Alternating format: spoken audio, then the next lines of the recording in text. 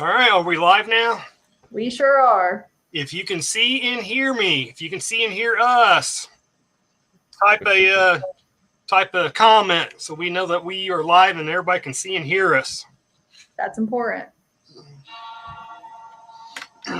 So today we are going to be talking about real life examples of how good self-defenders have gotten really screwed by the legal system. So real fast with me tonight, I have Ariana with Firearms Legal Protection, and I also have John Brand with Firearms Legal Protection. And are either one of you two seeing any comments yet from many viewers? Not right now. There were some that came through right before we were live, but nothing right now yet. We got some viewers showing up in here. It's increasing. So probably get going here soon once we get more in. A couple comments came through before we went live. Okay, yeah. Awesome. Well, you guys are better at computers than I am, so. John, tell me just a little bit about yourself. So I've been in the firearms industry for about 15 years now. I've run and managed different stores and gun ranges. I'm also an instructor. I've been instructing for about 12 years. I'm also an LTC instructor. That's the carry permit. That's what we call ours in Texas. And so I've been doing that for a long time. I've been very fortunate that we actually built up the #1 LTC program in Texas. No one was teaching more students for LTC every year in Texas than us. And so it's just something I've always been passionate about. I come from a big military and police family. It's just something that I've always loved and had a passion for. And when I was about 28, I just couldn't take it anymore in the corporate world. You know, it was a great job. I didn't want to do that the rest of my life. And so I ended up getting into the firearms industry. It was something I already grew up doing, shooting firearms with my family, obviously, taking instruction with other instructors and learning from them. And it was just, a buddy of mine, we were at his house and he was like, what are you going to do? Because I was living off savings at this point. I had a decent amount of savings built up from the corporate job. And he was like, what are you going to do? And I was like, well, I don't want to go back to the corporate job just yet. Like I could get another one. I got to figure out what I want to do the rest of my life. And he was like, man, you shoot guns all the time. You pay instructors to teach you. And then you go and teach us for free on the weekend and we just go have fun. Go get paid to do that. And I thought it was a great idea and walked into a gun store the next day. They hired me on the spot, started the very next day after that interview with them. And just kind of built my way up in the industry, and I love every minute of it. And very fortunate that now I, have the companies pay for my training instead of me having to pay out of pocket to do it. So, it's just a win for me, and I just have a lot of fun doing it and instructing and all the people that I get to meet over the years. I gotcha. So, how long you say you've been teaching LTC classes? LTC classes, I've been an instructor for almost 12. It's been with the LTC class for about 9 years doing that. Yeah, and so you've got to go get your state certifications and everything through the state of Texas. You got to go train with the Texas State Troopers, go through the Regulatory Services Division and all this. So it's a little bit of a process to get the instructor license in Texas. Also, because unlike other states, you're also the one teaching laws. I don't have to have an attorney come in to teach the laws in my class or a police officer. So I'm the one that teaches the entire class, start to finish. And so I let my students know, hey, I'm not an attorney. I'm friends with a lot of them. I pick their brain all the time. And, some of the advice I'll tell you if it's something that I've heard from an attorney, but I'm not an attorney. This isn't legal advice when I teach my classes. So in these classes, do you actually qualify the people? They have a shooting portion they have to do. In Texas, they have to shoot 50 rounds. They do 20 rounds at 3 yards, which is pretty close. 20 rounds at 7 yards, and then the last 10 rounds are at 15 yards. And the state allows 70% to pass. So if you get a minimum score of 70%, you've passed it, which, if it were up to me, and this is being nice, minimum score would be 80%. But it's not up to me. It's up to the state. So 12 years, right, teaching these LTC classes and having just regular John Q. public coming in and having to qualify. I bet a couple of crazy things has happened to you out there in that range. Give me some examples. Yeah, so anybody in the industry, I think we all remember our top 3 scariest moments we've ever had. The scariest one for me, hands down, I'll never forget it. I hope I never have anything scarier than this happen to me. Knock on wood. It's a miracle I'm alive. It was just like a private qual for people that didn't do the qual that day when they took the class with me. And so they've got to come back and still do their qualification shoot. And so I usually only have a max of 5 people in that. And there was just 3 signed up for that time slot that day. And it's husband and wife, and then just some other random lady that she didn't know them. And so I'm finding out their level of experience, and they've all shot. But one thing I've noticed, it's nothing sexist. It's with the ladies that a lot of time when they go to the range, their husbands are loading their mags for them instead of them loading their mags. And, I always try to tell them, stop doing that. You need to know how to load your own mags too. It's fine once you know how to load it, fine. Let the husband do it some more for you. And so you're not messing up your nails and everything like that. I get it. But they weren't real confident with loading the mags. They were confident with their shooting abilities, and they were amazing at that. And then I've got, of course, the guy who says, oh, yeah, no, I know what I'm doing, blah, blah, blah, blah, blah, blah. And, I've told so many people over the years, when it comes to instructing somebody and they're a beginner, I'll take a beginner woman over a beginner man any day of the week. Because the men know everything and don't want to admit to another guy they might not know what they're doing. And so I'm telling them, load 5, make ready. This is for the first shooting sequence. And so I'm like, load 5, make ready. And so the guy, he picks up his mag, he starts loading, he's all good. I'm like, okay, cool. And I noticed that his wife and the other lady, they're kind of struggling a little bit loading it. One of them's loading the rounds backwards. And so my attention is now on them. And so I see him finish loading his mag, and I said, load and make ready. And he puts his mag in his gun. I'm showing the 2 of them how to load their mags properly and how to do that. And then they're getting it. Now they got the hang of it. They're loading their mags. Everything's good. And I see him chamber, which is fine because, again, I've said load and make ready. They're almost done loading their mag, so they're about to put their mag in and chamber. And what I saw him do is something I've seen a bunch out on the range. So his slide was locked back when he put the magazine in. And then he let go of the slide and chambered up around. For some reason, there's a lot of people out there that they don't understand if the slide's locked back and you put that mag in and put the slide forward and send it home, that it's chambered up around. So many people think that, oh, no, I need the slides, it needs to be down, and then I pull it back and chamber up around, not realizing it's already chambered. And so I'm seeing this because I'm over here with the 2 of them. I'm seeing this happen over here kind of out of the corner of my eye, out of my peripheral, and I'm like, oh, no. And so I start moving over towards his lane where he's out on the range. And what most people do when they go to rack the slide, they really jam it. They normally do a double feed and jam it up. Not this guy. So he kicks the round out completely, sends the slide forward. So now he's got another round chambered in his firearm. Fortunately, I'm already on the move coming to his lane to stop what's happening. But right as I'm getting over to him, he turns right at me with that pistol pointed straight at my face. And he has both, I don't know what this grip is, both index fingers on the trigger. The modified double finger trigger. He's got 2 index fingers on that trigger, actively squeezing. Oh. And the gun is pointed right at my face. And so fortunately, I got to him in time before he could put any more pressure on it. He had to have had at least 2 pounds of pressure on that trigger at this point. Grabbed the gun out of his hand, got it pointed down range, dropped the mag, kicked the round out, told the ladies, set your guns down. I'm saying some maybe choice words. It's honestly the only time I've ever done it. And all the times I've had guns pointed at me, this is the first time that, I can feel it. My adrenaline's flowing. My life flashed before my eyes. I'm saying some stuff that's, just flying out of my mouth. But I firmly believe that he's all apologetic, which, great, but you're doing something stupid on the range. You didn't follow the basic gun safety rules of always keep the gun pointed in a safe direction, which is at a range is always pointed down range. Keep your finger, or in his case, fingers off the trigger until you're ready to shoot.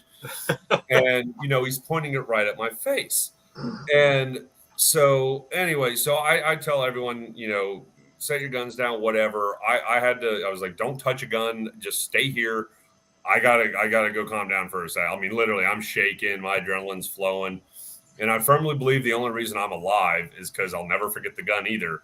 He had a SIG P239 in 40 caliber, but it was a double action only. It wasn't a double single action. Because if that had been a double single SIG, because it's not like a Beretta, 92, where if you've got the safety on and you chamber up around, the safety's still on. So if you pulled the trigger, nothing would happen. This is a decocker only gun. So when you chamber it, if it's a double single, the hammer's back, which means it would have only taken about 3.5, 4 pounds of pressure to send that trigger forward and kill me. Because it was double action only, that takes more about 9-10 pounds of pressure on the trigger for it to go bang. And so fortunately it did not go bang. There was another instructor at the end of the range doing a private one-on-one lesson named Brian. Great guy. I've known him for years, retired. I don't know if he was a fire chief, but I think he was. But, he was something high up in the fire department. And he's down there doing a private lesson, one-on-one with a beginner. So they heard everything I was saying. And Brian knows me. Yeah, and he knows I don't do that. And so the student asked him, he's like, what just happened? And Brian's like, I didn't see it, but I know John. And for him to be acting like that and saying what he's saying and then have to go walk off the range, he was shaking. I'm pretty sure that guy just pointed his gun at John's face. And so, I come back out and do the qual for everybody. And I apologize to him for my language. He apologizes profusely to me. He's like, no, you had every right. And I'm like, yes, I did, because you. I've kicked brand new officers. I've kicked brand new officers off the range where they've done. These were brand new officers, police officers, but where they've turned around, had their gun in their hand, their finger on their trigger, and turn around and say something to me, and I say, "You pointing your gun at me?" And yeah. Is that your booger hook on that bang switch? Yeah. Holster your gun, get off my range. Yeah. And they fell, And then their chief of police or sheriff or whomever has to write me a letter or call me and say, hey, we've put this guy through safety training classes. We're going to request that you try to qualify him again. So, we required him to take a basic intro course again before he was ever allowed to be on our range again. There are a few people over the years that I've had to kick off the range for sure. I think everybody that works at a gun store or a gun range has witnessed that. But yeah, there's just some crazy stuff out there. And this guy, he knew he was in the wrong 100% knew he was wrong. But I had another guy maybe about 11, 12 years ago. Thankfully, this wasn't, me almost dying. But he was out on our rifle range shooting his AR. He comes off the range. He doesn't have his rifle in a case because he didn't have a case. And so it's got a mag in it, and he sets it right there on our front counter. And, all of us are thinking he's going to check off his lane and leave. And so he sets it on the counter, sets down his range bag, and then goes to the bathroom. And I don't know how old the kid is, like a 7 or 8 year old kid standing right there by the counter. That's not with him. It's not his son or anything. It's his other couple's son that's over here looking at guns in the cases. And he's just standing by the counter where this guy just sat down his AR. And I'm like, with the magazine in it. Yeah, with the magazine in it. And so I'm like, okay. So I grab the rifle, drop the mag, rack the charging handle. Sure enough, out pops a round. So it was chambered on top of it. And I'm not happy. And he's one of our members too.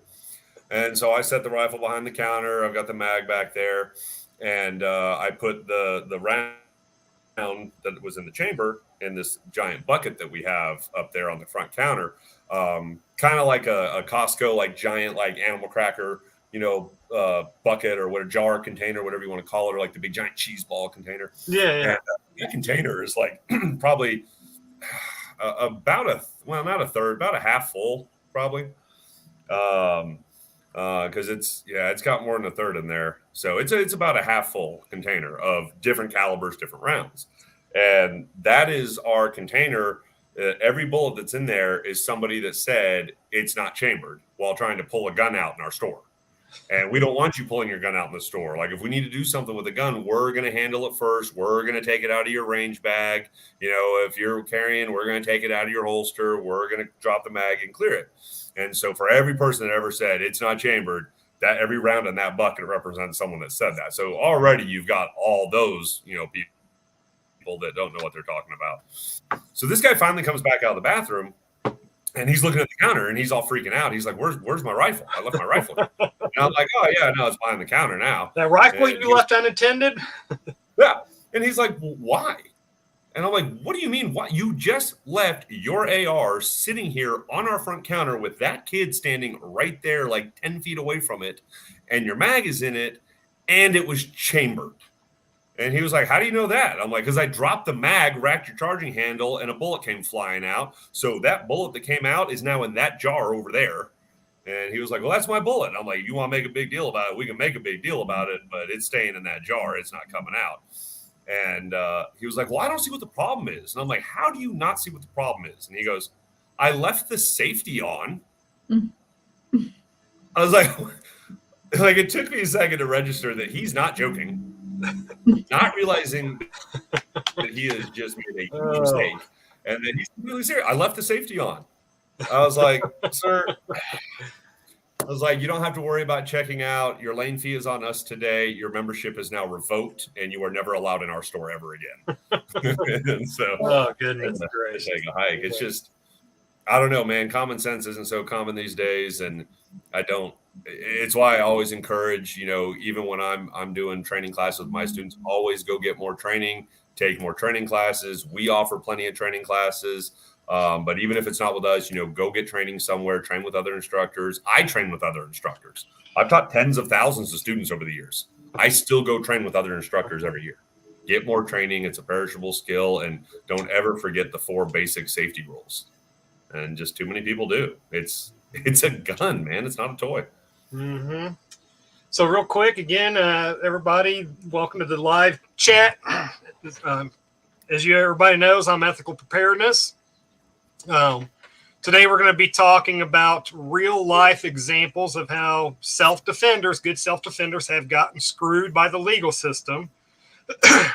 And I've been involved in a critical use of force incident myself. And with me, we'll introduce Ariana first. Ariana, can you tell us just a little bit about yourself? Of course. So I've been with FLP for about 3 years. I'm the marketing manager here. I did not grow up shooting guns like John did, but I went to the range like every so often. Not that often, but once FLP snatched me like right out of college, it was just an industry that you want to be a part of, you know, especially like on our side of it. And then they take me to these great events, and I get to shoot, and then it becomes an addiction and you want to go to the range more. But yeah, typically we usually have EP, ethical preparedness, on our webinar. So it's pretty exciting that we get to be on your webinar this time. Well, I want to thank you both for joining. And kind of one thing where I'm lucky at is as a firearms instructor now, I primarily only instruct brand new police officers and then sworn police officers for their regular qualifications. So where I get kind of lucky at is after those officers are done shooting, and I've watched them shooting and I've scored their targets and stuff like that, I can say, hey, somebody hand me your already dirty gun and hand me some ammo, and then I can shoot, and I don't have to shoot my own ammo nor dirty my gun, you know.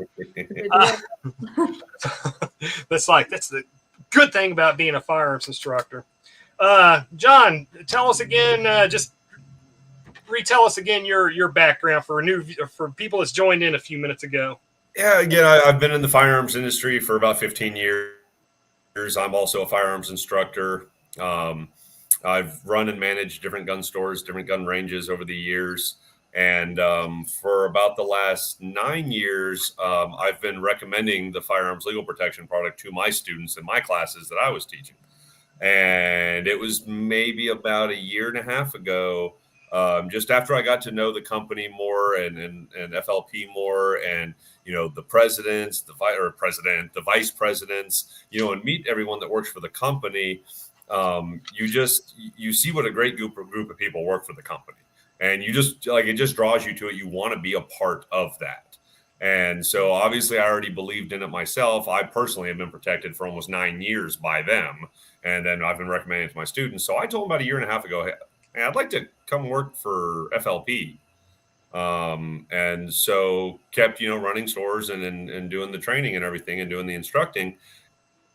And then it was about probably 8 months ago, that they came to me and offered me a full-time position. And I absolutely jumped at the opportunity.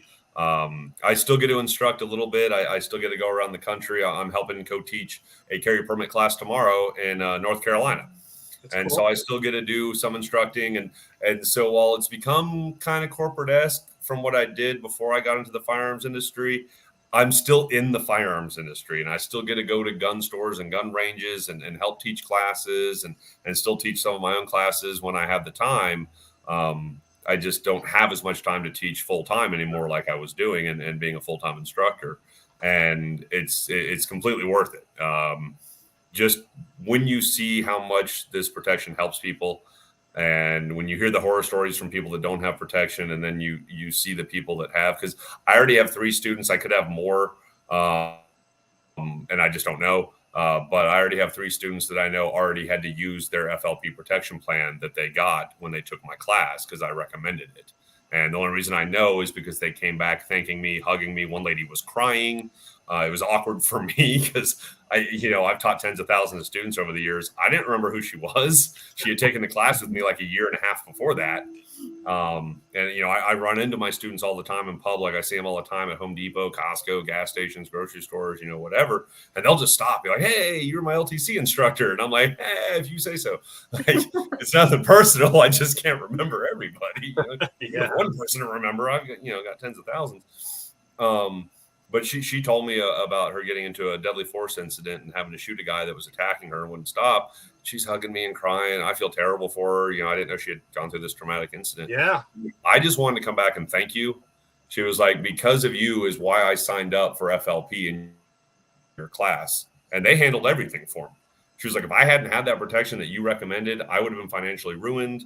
I don't know how I would have paid for it. And so it's just, when you see my hair standing up on my arms right now, just talking about it. When you see what it did for her and how much it helped her and just how thankful and grateful she is, it just was kind of a real eye opener that this is something great for people. It really does help a lot of people. And why would you not want to be a part of that? And so that's why I told them I want to come work for you full time. Yeah. Yeah. I don't think enough people really understand the whole. So is it ASP channel? I like what he says. Are you prepared for the fight after the fight? Oh yeah.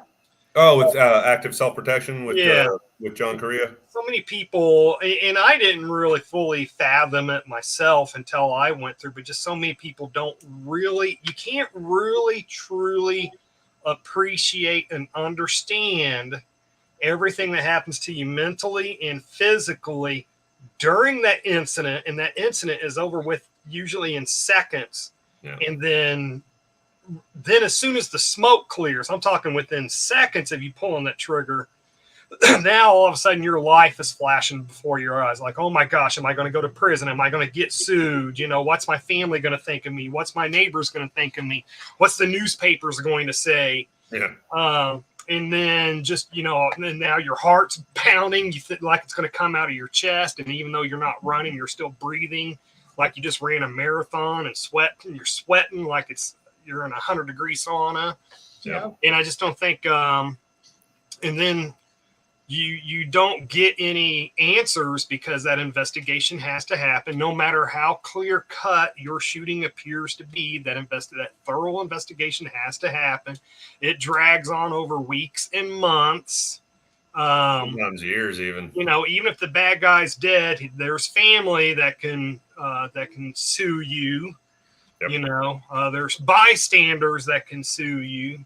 I just think a lot of people just don't understand everything that happens and how that drags on and how it can be years before you finally get that, okay, I'm okay legally. And so in my self-defense shooting, I had the timer set or in my calendar on my digital calendar, so that way when that day came and it was past the point of any civil lawsuits could happen or anything like that, my phone, my digital calendar rang and said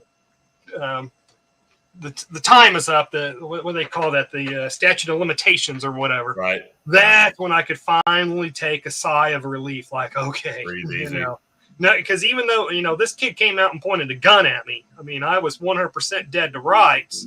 Yeah. But still, you know how civil suits can be and stuff like that. So, John, why don't you give me some examples, some real life examples of how people have gotten like really good self-defenders have really gotten really royally screwed by the legal system. Yeah, I mean, I've got two. One, the second one I'll tell that probably everybody, watching and listening probably remembers. It made national news. The first one I'll tell you about, it hits close to home. It made local news where I was teaching in Frisco, Texas. It happened over by Stonebriar Mall. But it just made local news. It didn't get picked up by national news. But it happened to one of my members of the club that I used to teach at. And really, really great guy. His name is Chris. He started letting me share his story in my classroom, actually, with my students to let them know what it is. Because when he took the class, he was one of the very few students that did not get the FLP protection that was being recommended for him to get. It happens. Sometimes people think, this would never happen to me, blah, blah, blah. And it's something you hope never does happen to you. But that's not why you get this protection. You live in the real world. You see the news. You see good people do every year defend themselves from criminals. It's actually 1.5 to 2 million people every year in this country use a gun to stop a crime. We just don't hear 2 million stories a year because, let's face it, they don't want us to hear 2 million stories a year. The people that want to take away our guns. So the politicians, the media, they don't want us to hear 2 million stories a year of showing good people using guns to stop crimes. Because it would defeat their whole narrative and they'd have no leg to stand on of, you don't need guns to protect yourself. And so, but some people still just kind of have that, thought process of this would never happen to me. And so Chris, he came out of a store. He's a really great guy. Came out of a store and saw a woman being beaten to death in the parking lot. Now, he's a great guy. He doesn't, feel that he has time to just call the police and have them come help her. They're minutes away. The average police response time across the country is around 7 to 9 minutes these days, depending on where you live. Sometimes it takes them, 15, 20 minutes these days. Some of those big cities takes them that long to even answer the 911 call. Well, yeah, if they answer. Sometimes you just get put on hold. I can't really be put on hold while someone's trying to kill me, but okay, I'll hold. But he just felt he didn't have the time to just call the police and have them come help her. So, some of the other witnesses, he was like, call the police. And so he runs over to go help try and save this woman's life. That's what he's going to do. And he tried everything that he could. He did a great job giving verbal commands, trying to get the guy to stop, yelling at him to stop beating her and all this. And the guy just keeps beating her right in front of Chris. So finally, Chris drew his gun. And he just had it pointed at the ground, hoping that, if the guy turned around and saw the gun, that he would run off like the coward he was beating that woman. Well, when he gave the command again for him to stop and the guy turned around and now saw a gun in Chris's hand, instead of just running away, he decided to attack Chris. Chris, obviously thought that if he just used force, that the guy would get the better of him, take his gun away from him, kill him with his own gun, and then go finish off the woman with his gun. So when he attacked Chris, Chris shot him. Police show up. Who gets arrested? Chris. And the criminal. He lived. So he went to the hospital and then got patched up and off to prison he went. Woman went to the hospital, got patched up. She was like, she's the victim in this. But Chris got arrested. And that's a big thing I don't think people understand. Maybe it's too much television or movies or just, lies from the media or even just the media misrepresenting what actually occurs to good people afterwards. Because these days it's more like they just cover initially what happened and then you don't get to find out what happened later to them. It's just talking about, hey, there was this shooting. This guy was saving this woman's life. She was being beaten down. And then the police, arrested him and took him away. And that was in the article. But so many of these articles will end it with charges have not been filed. Every attorney will tell you to add another word to that. Charges have not been filed yet. there's plenty of people that, you know, especially with like home invasions where the police don't arrest them, don't want to file charges. But then when they give everything back at work to the DA decides to send it to a grand jury. And so Chris did get arrested that day, though. And a lot of people don't understand the police aren't there to decide if you're guilty or not. It is not a police officer's job to decide if you're guilty or not. Now, the police are not stupid. They have their opinion. And, oh, yeah, it was, you know, self-defense. They're not stupid.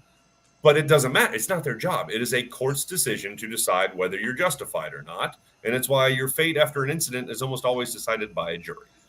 And that's what happened to him. He had to go to a grand jury. And average cost for someone to go to a grand jury is between $20,000 and $35,000 in attorney fees. And Chris got no-billed by that grand jury, which that's what you want to have happen. If they no-bill you, it's over. You're not going to have a trial. If they true bill you and indict you, you're going to have a trial. It's going to drag on longer. You can forget about 20 to 35 grand. It'll jump up to 70 to 100,000 plus like that if you get true billed, indicted, and have to go to an actual trial. But as is, he got no-billed by the grand jury. That cost him $30,000 in attorney fees. So now for being a hero, saving this woman's life who's being beaten to death in a parking lot, he's out 30 grand to have a jury tell him what he already knew. He did nothing wrong. And then his problems really started because it was like you were saying earlier, you got to worry about, you know, the civil side. He got sued twice civilly. And the first person that sued him civilly was the woman whose life he saved. She no longer amazed, just amused. Yeah, no, it's just absolutely ridiculous. It's greed. It's the money. That's what they want. It's all about that cash. But the guy that was beating her, it was her boyfriend. And they made up and got back together while he was in prison for beating her. And so she lied and filed a civil suit saying that she and her boyfriend were having an argument and Chris shot her boyfriend for no reason at all while they were having an argument. In the statement, she was saying, we were playfully wrestling and he was tickling me. Exactly. Well, I mean, there's other witnesses. You know, it's you know, a crowded parking lot. Other people saw this. And what really did her in was the first thing she said that day when Chris shot her boyfriend. The first thing she said to the police when they showed up, because she didn't know his name, he saved my life. He saved my life. And now she's trying to sue him for shooting her boyfriend for no reason. Oh my gosh.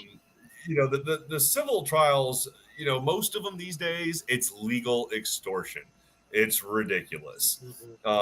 These, as I call them, ambulance chasing attorneys that are representing the criminals and the families of the criminals that are trying to sue you civilly. They take the cases on contingency. They take them for free because they're all counting on you taking the settlement they're going to offer you because that settlement's cheaper than what you're going to have to go pay in attorney fees to go fight in court. And so for all these good people that have been no-billed by grand juries, people that have been found not guilty criminally, they still will take a settlement offer in civil trials. Not because they think they did anything wrong, not because they even think that they're going to lose if it goes to civil trial. It's because taking the settlement is going to be cheaper than them paying attorney fees to go fight it in court and prove that they were justified. And then on top of that, risk maybe having a judgment levied against you with some sympathetic jury that thinks, well, yeah, they shouldn't have been beating that woman, but that doesn't mean you should have shot him. It's just ridiculous because the burden of proof to convict in a civil trial is way less than it is in a criminal trial. So we got do what? I said 51%. Yeah. Yeah, the preponderance of evidence. It's ridiculous. But so he got sued by her. He also got sued by the criminal while he was in jail for beating her. And I mean, I got news for most people. Those ambulance chasing attorneys, man, they're not just at hospitals these days. They are all around the country waiting for the new batch of prisoners to come into prison to convince them to sue you, the good law-abiding citizen, and they're representing them for free. Now, Chris, however, got a smoking deal. You ask any attorney, they'll usually tell you for 2 civil trials, it'll cost you about $80,000 to $100,000 plus in attorney fees for 2. Chris paid just over $40,000 in attorney fees for his 2 civil trials. And that, I mean, I always say that's not expensive. Yeah, it's expensive. I know it is. Car, it's, at least. It's 40 plus grand. That's expensive. But for what this is, that's not expensive. It's a smoking deal. And that's in addition to the $30,000 he had already paid for the grand jury. All in, he ended up spending just over $72,000 of his money on attorney fees to be no-billed by a grand jury and not have to have a trial, And then fortunately, because he did fight, he wasn't taking the settlements, because that's the guy Chris is. He has his morals, stands up for his beliefs. I did nothing wrong. And so, he paid the money, and both juries, neither one of them levied a judgment against him. So he didn't have to pay her or him a dime, but he paid over $72,000 in attorney fees to have three juries tell him what he already knew. He didn't do anything wrong that day. Yeah. It's just ridiculous what happens to good people afterwards. And I think the reason that it catches people off guard, they just don't get our legal system and how it works. You don't decide that you're the good guy. Your family doesn't decide that. Even the police don't get to make that decision. It's the courts. So on shooting scenes that I've been on before, we contact the prosecutor and we say, hey, this is what we've got. And the prosecutor, and this is my area, and it's going to vary from across the state and the size, or across the country, the size of that city, blah, blah, blah. But in my area, we'd have a on-call prosecutor, so we could call them even at 1 o'clock in the morning, and that whatever prosecutor was on call would answer the telephone even at 1 a.m. And we could say, this is what we've got. This is what it appears. And then that prosecutor makes the call if that person gets arrested or not. Right. So, yeah, I mean, it is interesting how it works across the country, and then how so many prosecutors across the country just automatically throw it to a grand jury. Oh, yeah. I mean, and you're right. It varies from city to city, state to state. Hell, it varies from county to county. I mean, it really does. And it just depends on where you live. But so many of them, the DAs, the ADAs, they'll just instant boom, grand jury. And I get why they do.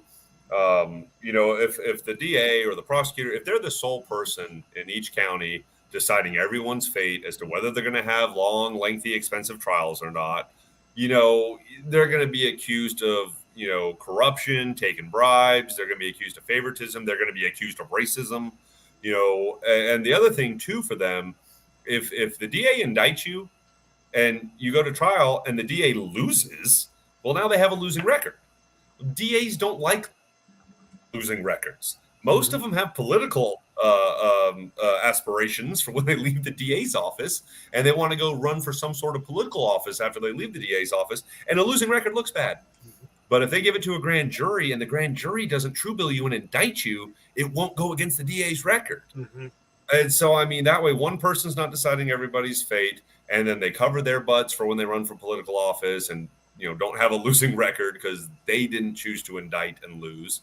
It's, a grand jury decided not to indict or decided to indict. So that guy ended up costing him over $72,000 for shooting, not even fatally shooting, but shooting a guy that was violently beating his girlfriend in public.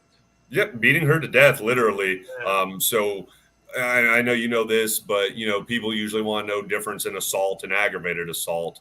And typically what bumps it up to aggravated is the presence of a weapon. There's obviously all kinds of extenuating circumstances, like if it was, a child, if it's, a minor, or if it's the elderly, and, it's a senior citizen. But usually it's presence of a weapon, gun, knife, hammer, whatever they use as a weapon. But there are cases where somebody is beating someone else so badly that even though they don't have a weapon, it's aggravated assault. And that's what that guy was committing that day.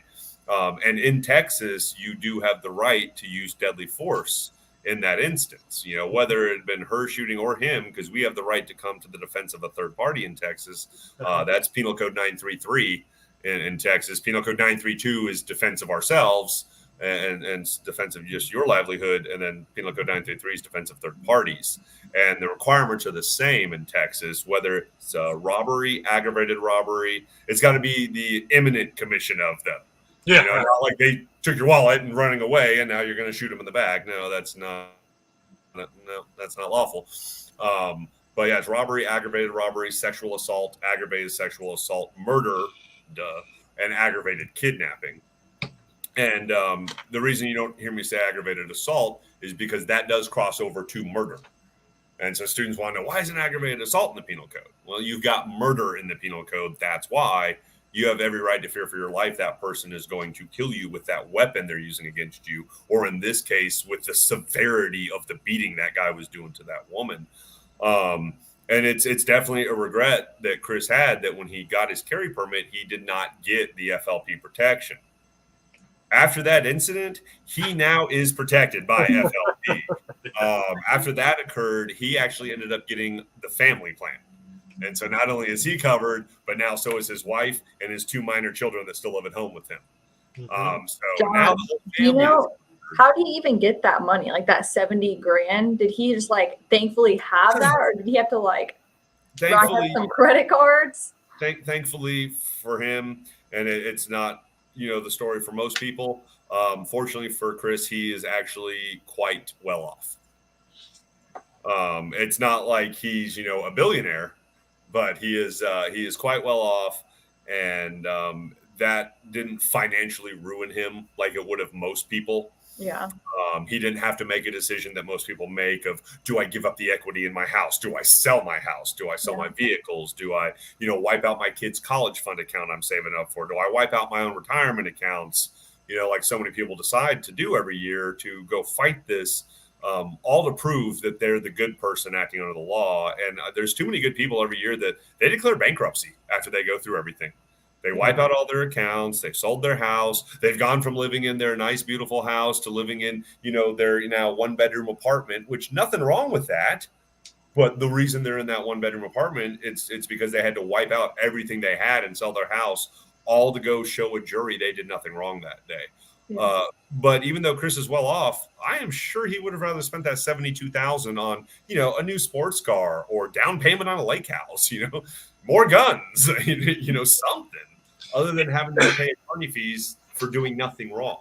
And I don't know about Chris, but for a lot of people, when they're going through these kind of trials and tribulations after a self-defense shooting, they are going to question if what they did was legal.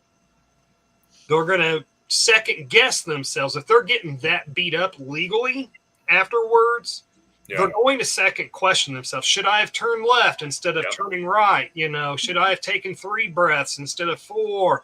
It's just going to be natural that they're going to second guess themselves, because they're going to second guess themselves and replay it over and over and over again in their mind afterwards, as their mind, digests what happened. Yeah, I always call it the Dr. Strange effect. Getting beat up by the legal system after that, and it's not the cops that are beating them up legally; it's the court system. But the court system, though, moves slowly and make sure that I's are dotted and the T's are crossed, and then in the end, it's a jury that decides if a person is guilty or not. But man, that can be an expensive road leading up to that point. It's the heck out of the military 100%. Tribunal. Do what? You're absolutely correct. It is the legal system 100% that's doing this. Like, people want to say the justice system. I just kind of laugh and I'm like, yeah, I get it. It's the legal system. I don't call it a justice system because these days it seems like it's kind of there to protect the criminals and to hurt the good people that did nothing wrong. Yeah. What other examples you got of people getting really screwed over by the one that really makes my students upset when I tell them this, because almost everyone knows this story, but it's Jack Wilson. And that happened near my neck of the woods out in Texas. It's about 45 minutes from where I live, but it's out there in a little town right outside Fort Worth called White Settlement. And if you guys know the name, but you can't think of why you do, Jack Wilson is the gentleman that stopped a church shooter out there in White Settlement right outside Fort Worth about 3.5 years ago. Psycho came in the church, shot, and I think one member died. I think one member lived, but shot 2 of their members. And I'm fairly positive one did live, one of the members, and one died. And so Jack, who is actually a very well-trained individual, he's on the church safety team, drew his firearm, shot and killed the psycho before he could hurt anyone else in their church that day. Jack's a hero, no doubt about it. He saved a lot of lives that day. There was over 200 people in the church that day. He saved a lot of lives. They were live streaming the church service. So keep in mind, you've got all these witnesses. There's video proof. Psycho came in, shot 2 of the members. Jack drew his gun, shot and stopped the psycho, neutralized the threat before anybody else could be hurt. Now, Jack did not get arrested that day. He got arrested days later when they decided to push it to a grand jury. So did they physically handcuff him and take him and book him in? That I'm not 100% on, or if they were just, because it is a small town. So I don't know. You know what? So anytime a judge says you shall appear, that's considered an arrest. I don't want to say this is across the country, but when somebody is ordered to appear in court, if you don't appear, then you're getting handcuffs. That can be considered an arrest. Yeah, they're going to have a warrant out for your arrest if you don't appear. So he had to go in front of a grand jury. But yeah, so they made him go to a grand jury for this. And I mean, again, the average cost is $20,000 to $35,000 in attorney fees just for you to go to the grand jury to have them say you did nothing wrong. It's just ridiculous, and to get no billed by him. And so, Jack didn't have that money. Jack set up a GoFundMe account to fund it. GoFundMe shut down his GoFundMe account. GoFundMe will not let you do a GoFundMe account to pay for attorney fees for your legal battles. And I mean, I get it and I don't. I mean, I do. The whole reason why is because they don't want to be funding criminals. So if they allowed you to set up a GoFundMe account to pay for your attorney fees, every criminal would have a GoFundMe account. Yeah. So they can beg for money from everybody and get them to pay for their attorney fees. And since there's been no grand jury yet, there's been no trial, they're not going to be the ones that are going to decide, yes, you had the right to, or no, you didn't have the right to. So they just don't let you do GoFundMe for attorney fees. Kyle Rittenhouse, he set up a GoFundMe account. They shut it down.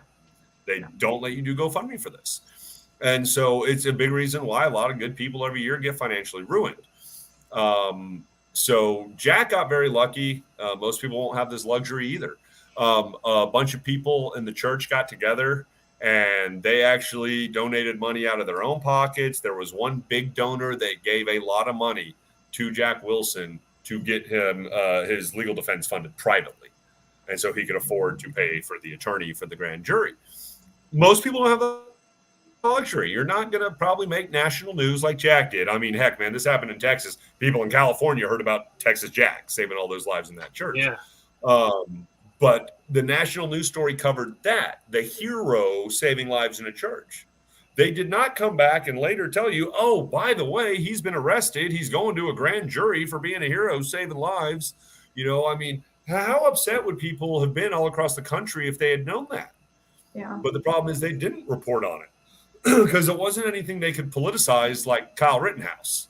That's why everybody heard about Kyle Rittenhouse and saw the trial and everything. They made it political. They're not doing that with Jack Wilson. So there's no point for the media to tell you that this hero is now getting screwed over by the legal system by saving all these lives and having to figure out how to come up with tens of thousands of dollars to pay attorneys. And so he got lucky. He got it funded. Most people won't have that luxury and have people that just want to give you free money for no reason or to, pay your legal bills. And he got no billed. The grand jury no billed him, but it dragged on for, I want to say it was about 1.5 to 2 years before that even happened of a grand jury no billing him. Mm-hmm. So, I mean, that's 2 years of figuring out how to pay attorney fees and pay those bills. That's 2 years of the stress of what are they going to decide? Are they going to true bill me? And now I got to have a trial and drag this on even longer. And so there was just that for the criminal aspect. How much he spent, I don't know. Chris, I know him. And so that's why I was able to know how much he spent. Jack, I don't know Jack. I just know average cost is 20 to 35 grand. But the thing that really, and so that already makes people mad. What really makes people mad is when they find out Jack was sued civilly by members of the church who were there that day, whose lives he saved, because it's the greed. It's the money. They're counting on you settling and they're going to get free money. And so people that were there that witnessed it sued him for emotional pain and suffering for witnessing him kill someone in their church that day, even though he was saving their lives and he was stopping the threat that the psycho posed to everyone in that church. It's just ridiculous. So, I tell my students all the time, criminal, yes, it concerns me, but I know the laws. I teach them for a living. I'm very confident that if I use deadly force, I'm justified, and that I will be no-billed by a grand jury, or if I go to trial, that I'll be found not guilty. I tell my students, on the other hand, civil terrifies me. Some jury's going to decide that I now owe a criminal or their family my money for them putting me in a situation that I didn't even want to be in the first place. Civil completely terrifies me. And it'll cost you even more often times in the civil trial than it would just for the grand jury or even your just criminal trial. Well, it's ridiculous what you go through afterwards. So I knew that, and his name was Jack Wilson, that shot that guy at the church, and that that made national news. I mean, he got a heck of a headshot from yards away across the. It was about like 20, 25 yards away. Yeah, and underneath it. Now, granted, the bad guy wasn't pointing his gun at Jack, but still, that was a high stress situation because that guy was actively shooting other people. So for him to get a headshot like that was just amazing. And the headshot. He wasn't. The headshot wasn't his initial plan, if you will. So if you listen to interviews from him, because we're all trained. You train, I train. To shoot center mass. Right. Go for the biggest possible target. Right. Which is what he was doing. He originally came up and was going center mass. But he said the reason he pulled up and did that headshot is because members of the congregation stood up in front between him and that shooter. Yeah. And so if he had just shot center mass, he would have shot one of the other members in their back when they were standing up. And so that's why he raised up and did that headshot. So I knew that Jack did not belong to any kind of a legal protection was when he was giving interviews to the news media the very next day. Yep. I was like, my gosh, that guy is good is a heck of a shot, but what are you doing talking to the news media the next day? Because all it takes is one little wrong word that can be misconstrued, innocent word that can be misconstrued, and man, you are screwed civilly. Obviously any judge and prosecutor or district attorney that watches that video from that church is like, hey, that is 100% cut and dried self-defense. But man, like I said, a civil attorney. I just, like I said, when I saw him talking in the news media the next day, I was like, oh my gosh, what is he thinking? I mean, hopefully somebody from his church was calling him and like, hey, dude, we're going to get listed in lawsuits too. So, stop talking. Cause I mean, you hear it all the time though. And I mean, it's the whole mentality. I'm the good guy. I didn't do anything wrong. So nothing's going to happen to me. And you are the good guy and you didn't do anything wrong, but something is going to happen to you. And so you just need to keep your mouth shut, and you hear it in 911 calls all the time. 911 calls come up all the time in trials, and people making incriminating statements against themselves. They're in shock, adrenaline's flowing, whatever the reason is, and they just say stuff that they shouldn't have said and wouldn't have said if they hadn't been talking right after the incident occurred. Worst time to talk. Worst time to talk. So why I think it's so important that a self-defense legal association, what I think so important for these to contain for self-defenders is, number one, that their members has a 24-hour hotline that they can call immediately after their self-defense shooting happens. So like 911 and then FLP. Or bystanders are calling 911, then the self-defender just calls FLP directly, where that phone gets answered even if it's 1 o'clock in the morning or 3 o'clock in the morning, Christmas Eve morning or what have you. Yeah. And you're right too. And a big thing with that is it would be better if there is a witness that could call 911. Just because that way you're not saying anything to a 911 operator that's being recorded that could be used against you later. But two, and more importantly, when you call 911 and people find this weird, you need to give them the basics and hang up, because their job, and they're good at it, is to keep you on the phone talking. And I mean, again, with a average response of 7 to 9 minutes for the police to even show up, they like keeping you on the phone until the police arrive. That's 7 to 9 minutes of you running your mouth after your adrenaline's flowing, might be in shock. That's not done by the dispatcher or the 911 operator to screw the self-defender over. That's because, I mean, if I'm a police officer and I'm responding, I do this because the days of having the radio. If I'm responding to shots fired, I'm at control or dispatch. What other information do we have? Is the shooter still on scene? Is there anybody injured? Who's still there? And this you're asking questions as you're en route to that scene. Oh yeah. So, but I know, and I know that's exactly why they do it, so they can get as much information as possible to give to the responding officers. But at the end of the day, if you let them know that there's been a shooting, there's no longer a threat. I need police and however many ambulances you need. If there's one criminal, you need 2 ambulances. One for the criminal that you defend yourself from, and one for you. Because it's going to be way better for you to be taken to the hospital than it is for them to be taking you straight to prison.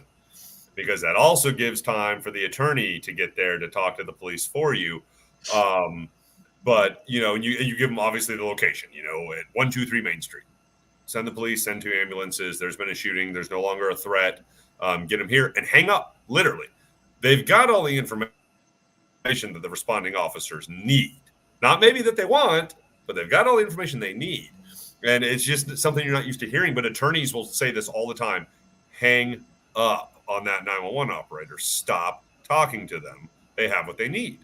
Because they are good at getting people to talk. They go through training for this. They take the psychology courses for this. They have just to become a 911 operator, at least in Texas, minimum 3 days that they have to go through with psychology that's involved and nonviolent dispute resolution and calming people down and getting them to talk.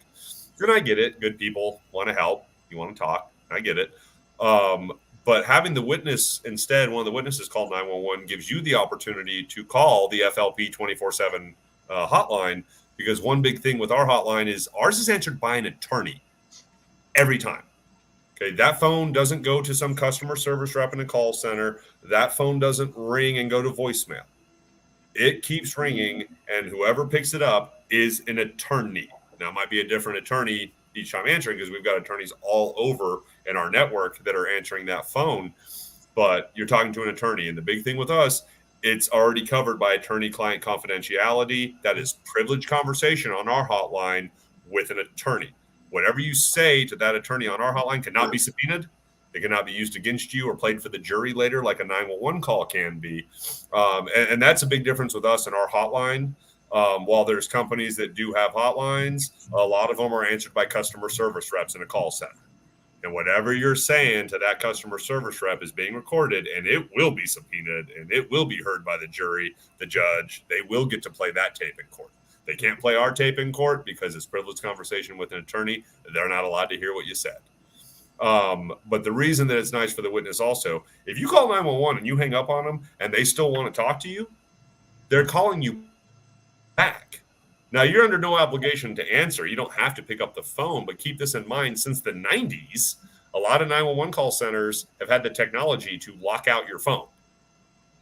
So if they've locked out your phone and you're now trying to call the attorney with the FLP 24/7 hotline, that phone call you called to our hotline is going back to the 911 call center instead, because they locked your phone out. So any outgoing calls go to the 911 call center. On the other side of that, any of your incoming calls to your phone go to the 911 call center. So if your spouse is calling you trying to figure out where you're at, you're normally home, you're like 45 minutes later than you normally are, where are you? And so your spouse is trying to get a hold of you, wondering where you're at, but they're talking to 911 now. And everything they're saying is being recorded. So yeah, if you can have another phone be used to call 911 and then use your phone to call the 24/7 hotline, it's going to serve you a lot better. So I do like that about FLP, that besides having a 24-hour hotline that you can call even at 1 o'clock in the morning, Christmas morning, I like the fact that they have an actual attorney that answers the phone. I think that's huge. Number two that I think is important for self-defense legal associations or systems to have is that that an attorney starts heading your way immediately. It starts coming and seeing. It's not going to be 2 days later. You're going to end up seeing or meeting with him. He's, as soon as they, you call and then say, hey, I've been involved in a self-defense shooting, an attorney starts heading your way, because the sooner that an attorney gets there to the scene and starts talking to the police, the better off for you legally down the road it's going to be. Yeah. And I tell my students that all the time also. And again, it's nothing that we're, conditioned to or brought up to believe. And it sounds weird to people, but I tell my students all the time, I'm like, all the FLP members have to do is when that officer shows up at that scene, they need to give them their identification. So, the officer knows who you are, give them your ID, but then exercise instantly your 5th and your 6th Amendment rights. Ask for your attorney and let them know that you want to cooperate after you've talked to your attorney. And then you just shut up. You don't say another word to that police officer, because, and this is the part that people are going to be like, police are great, good people that risk their lives for us every day in this country.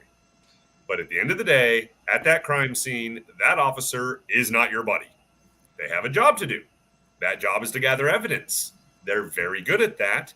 And whatever they gather is going to be used against you later in the legal battle that you're going to have. And so while they're great, good people risking their lives for us, crime scene, they're not your buddy. Talking is not going to in any way help you. It can only possibly hurt you down the road for your criminal, not necessarily trial, but at least grand jury, but the criminal proceedings, and then the civil trial that's coming afterwards when you're being sued by the criminal or by their family. So as a police officer, when we collect evidence at a scene, it is to tell the story of what happened.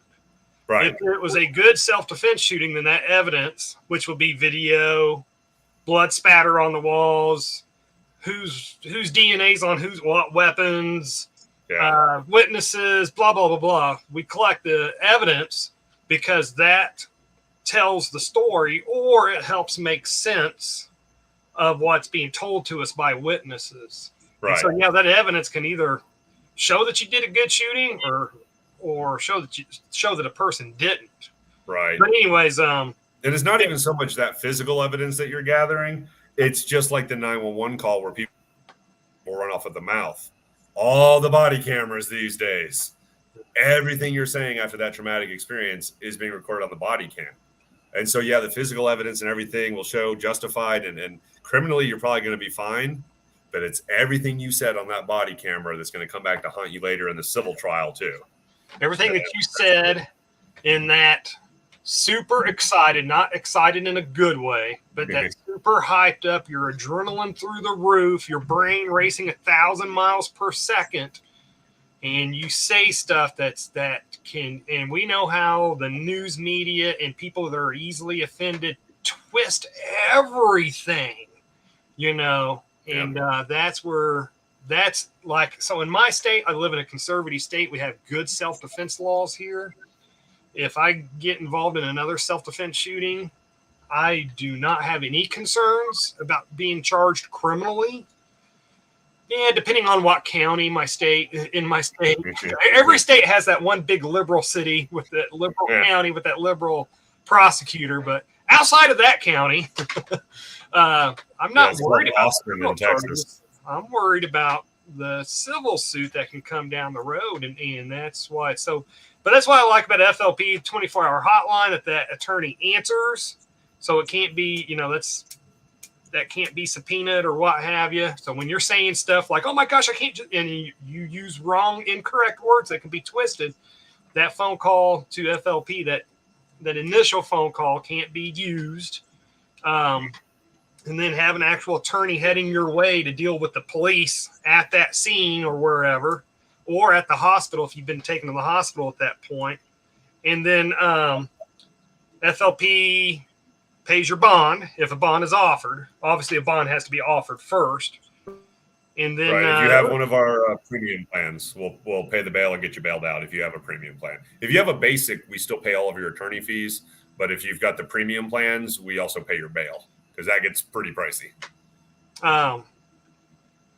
Then I like, like a another thing I think is important is that if you're involved in a self-defense shooting, you don't prepare a detailed statement until after you've had 2 nights of sleep. Not 2 nights, but 2 nights of sleep, where your mind is, because I mean, with everything that I've learned and studied, is that the way your body or the way your mind comprehends it and puts it all back together again is, number one, replaying it over and over and over and over again in your head. As you replay it, things, all those jumbled memories of what occurred start getting put into the correct sequence that happened. And then also as you sleep and your brain actually rests and decompresses, then that's also part of bringing back that memory and putting all those memories back in the correct sequences again. So another thing I think it's important that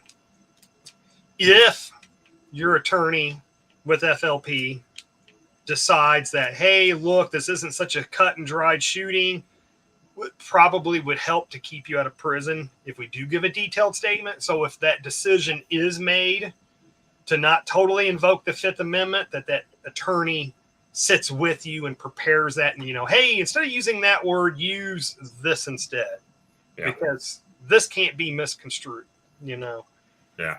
And then I like that, FLP provides you the attorney if it goes to trial, because I've heard of homicide trials. If somebody gets charged with homicide, that to really fight it good, it can cost close to $1 million once it's all said and done. That's what I've heard. I've never been in a homicide. I've never had a homicide trial, but that's what I've heard. No, I mean, it can. I mean, $1 million's a lot for just the criminal trial, but it has happened. Look at O.J. Simpson. Like it has happened, obviously. But like a great example there would be Kyle Rittenhouse, who for just the criminal trial, he's grand jury, true build, going to trial. He got indicted, and so he's looking at just right around $150,000 that was paid out in attorney fees for that criminal trial. Obviously, and I'm sure most people here know and followed it, but he was found not guilty. So 150 grand, poof, bye-bye, gone to that. But he's being sued at least 3 times civilly. The guy that lived is suing him. The families of the 2 deceased are suing him. And I'll bet you at least 1 or 2 people that were there that night will come out of the woodworks and sue him for emotional pain and suffering for what they witnessed. Like what happened to Jack. Your shot of a bullet of that gun going off can sue. Yep. And so, but I mean, for the 3 for sure that he's got coming up, he's going to spend somewhere around $350,000 in attorney fees for those civil trials. So he's going to be out at least $500,000 probably in attorney fees. And that's one thing that I always liked about FLP, before I came to work for the company, back when I was getting my protection 9 years ago, uncapped attorney fees. So you're not going to run out of money. It's uncapped attorney fees for the criminal trial and for the civil trials, plural. Get sued 1 time, get sued 4 times. It doesn't matter if you've got the criminal suing you and the girlfriend that the criminal was beating suing you, like what happened to Chris. We'll pay all the attorney fees for both civil trials, but it's uncapped, and that's huge because a lot of these other companies out there have caps. No one can predict what kind of incident they're going to have happen to them, and if you can't predict your incident, you can't predict how much you're going to need in attorney fees. Is it going to be a deadly force case like Chris or like Jack Wilson, where they actually did shoot people, and in Jack's case, where the psycho died? Is it a use of force case? That's been a big uptick because we cover any legal weapon, so you don't even have to own a gun to have our protection. We'll cover any legal weapon, so it doesn't matter if you used a gun. It could have been a knife, it could have been pepper spray, it could have been a hammer, it could have been your dog. Probably not like a Chihuahua, but if you've got if it's a pack of Chihuahua, sure. But like if you've got like a German Shepherd, and you're walking your dog or, just in your house and your dog defends you, we pay your attorney fees. And my students think I'm joking when I say this. And I tell them, like, if someone attacks you and all you have is a pencil and you go John Wick on them with that pencil, FLP is going to pay your attorney fees. They think I'm kidding. And I'm like, it's any legal weapon. Anything can be a weapon. If it happens in California, it better not be a number 2 assault pencil. Well, yeah, exactly. Is that a mechanical auto, semi-auto pencil? Oh man, full auto, full semi-auto. So I can't even use their stupid terminology because I can't. I'm like, what? And I just click. I'm like, oh, they say fully semi-auto. Does that pencil have the bullet button on? Yeah. So Hasman the Great, we're getting ready to get to questions here. Hasman the Great had a question. He goes, do you think that they will pull footage of you shooting at the gun range in court, basically to show how good of a shot you are? And that's going to be a very highly dependent question. So that might even change between criminal and civil court. So criminal court, a lot of times what the prosecutor's office is going to depend on is, was it justified to shoot that bad guy? Yeah. And a lot of prosecutors now, you get outside of like really liberal districts, okay? But a lot of prosecutors are only going to care, was it justified? Was it reasonable for you to use deadly force? So that prosecutor is not going to care if you shot the bad guy in his chest or his head or wherever it was fatal or wherever. Now you get in a civil court where the police have nothing to do with civil court. Yeah. Then you might have an attorney that could argue, well, he could have shot the gun out of my client's hand, or he should have shot his earlobe off, or something stupid like that. Oh, yeah, no, it's why didn't they shoot him in the leg? Yeah. Which for anyone who knows anything about self-defense knows how stupid that is. You aim center mass. Yeah, and plus, I mean, I've done some videos on all these major arteries that run in our shooting. That artery got hit in that kid's arm. Luckily, a neighbor had a tourniquet. Tourniquet to put on. Because I mean, there was so much blood coming out. It was even to this day, it still seems dreamlike. But anyways, so Hasman the Great, that would be something I wouldn't really see happening too much, where they pull out, where they start trying to pull. There would have to be some kind of a question of why did you shoot him here instead of there? And in most cases, what's going to be worried about is, was it reasonable for you to use deadly force? Right. Because it's not going to be unreasonable to shoot the guy in the head, but reasonable to shoot him in the chest. You're absolutely right. Or not.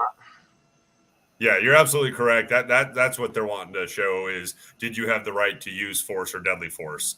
And so it could maybe happen during the civil part, but and I've seen it happen where warrants have been served, where they're coming in wanting, maybe to see if that person's a member of your range, or to get videos of them shooting on your range, is if it's somebody that, and it's more on a federal level, where they're going to build a case against them for like domestic terrorism. Okay. That this person could be a threat to, politicians and stuff like that. Okay. So this guy sent a letter to a politician saying, I'm going to kill you. Yep. And I'm going to, probably not even just I'm going to kill you, but this guy sent a letter to a politician saying, I'm going to shoot you and your family. And now here's a video of him at a firing range. And so you've got that letter against that threatening letter and the video of him. And it'll build up their ammunition in the federal trial of, look, here's, footage of them training at the range. They were shooting pictures of the politician on the range. Some people have posted pictures of them doing that. And I get it. You've got to investigate every threat to see if it's real or not. And I understand that. I think some common sense would help them with some cases. There was a police officer years ago that got, I'm not going to say who, I never want to try and get, super political with it, but he got, as a gag gift from his fellow officers, a picture of who the current president was at the time. He posted a picture or a video of him going out into his property, hung the T-shirt up on a post, and shot it. Got a visit from the Secret Service later. Like, it was just a joke. Like, he had no plans to with president. Yeah, I've had family members buy me like those signs that say if you trespass, I'm shooting you, and I do not hang those signs up. No, it's is it the trespassers will be shot, survivors will be shot again.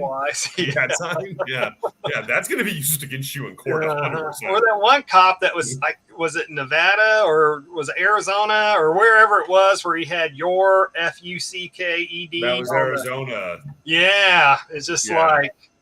And that was one of those shooting. Every cop that I saw that I knew when that news story was breaking the story, every cop I knew was saying that that's a bad shooting.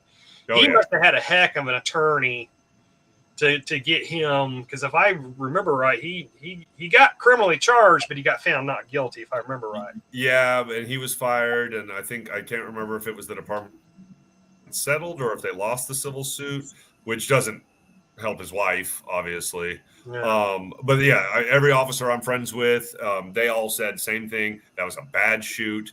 You could tell the guy wasn't a threat. He's following every command. He's crawling. He's crying. Like, the guy wasn't a threat. That was just a bad officer who was trigger happy and ready to shoot him. And I would think the only thing that would have made it so he didn't get charged criminally is because he was like a pest exterminator, and has like an air rifle that he uses to shoot some of the critters. And somebody saw him in the hotel room. I guess he was messing with them. His blinds were open on his window. He's messing with them, and somebody freaked out, called the cops. Because that was not too long after that shooting happened at that concert, that outdoor concert. Yeah. The one in Vegas. Yeah, where that guy was in the hotel room and shot all those concert goers. Yeah, Mandalay Bay. But the only thing I could think that would, in the Arizona case, get that officer off criminally is, one, they're responding to reports of a person with a firearm, and two, in the video, and I've seen it multiple times, and it kills me every time I watch it. It's just as terrible what happened there. But he was getting two conflicting commands about crawling forward and how to crawl forward.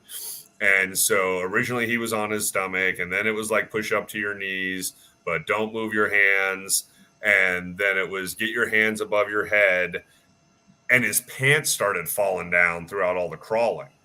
And he reached back with one hand to pull up his pants. Not even realizing what he was doing. And exactly, just a natural reaction to if your pants are sagging.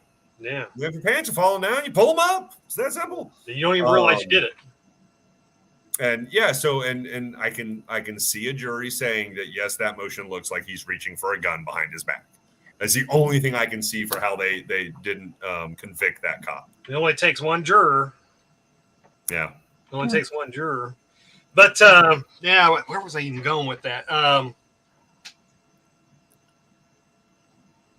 Well, let's go ahead and get to questions from the viewers. Let's do that. So we got actually a lot of questions asking about us and then some other legal defense companies as well.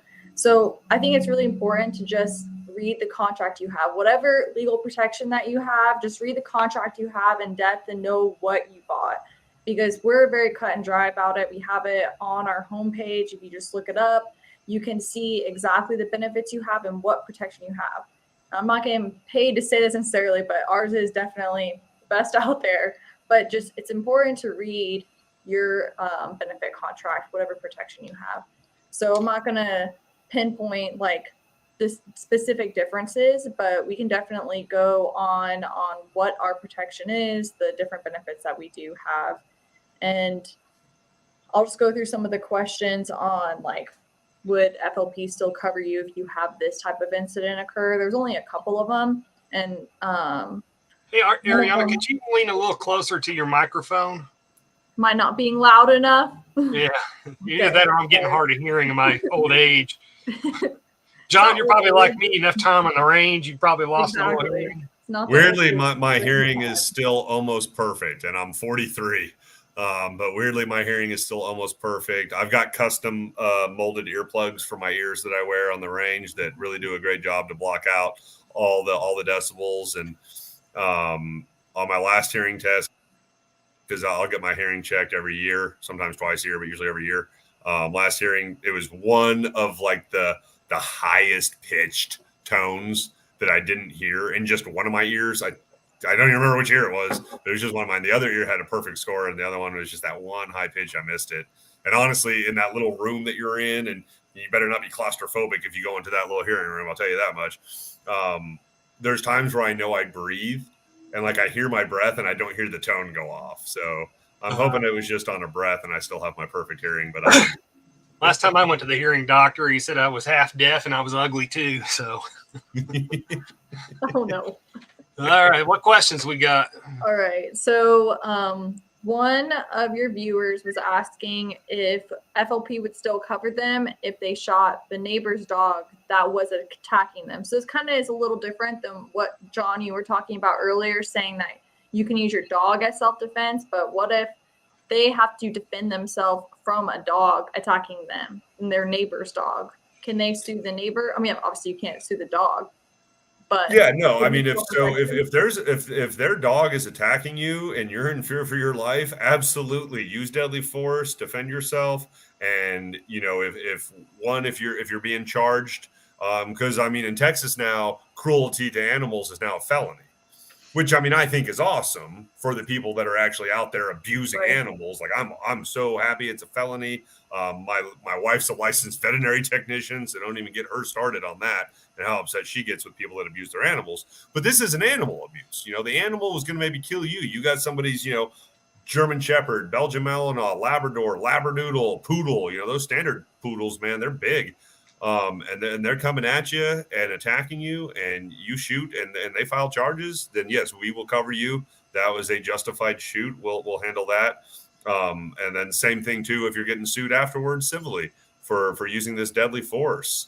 End of the day, that is a defense incident. And I think where a lot of people forget is when that dog's charging you and you shoot that dog and that round goes through that dog and ricochets off the sidewalk or whatever, and then injures the dog owner or injures a bystander, now you're getting sued. That FLP would cover on that too, right? Provide attorneys.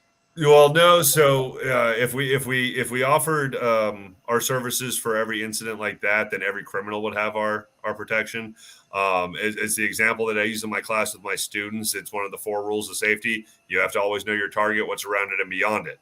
So while defending yourself from a criminal, or in this case, that dog that's attacking you, you know, if you get charges filed against you for shooting the criminal, shooting the dog, yes, we're paying all of your attorney fees for the criminal and the civil trials. We're covering all of it.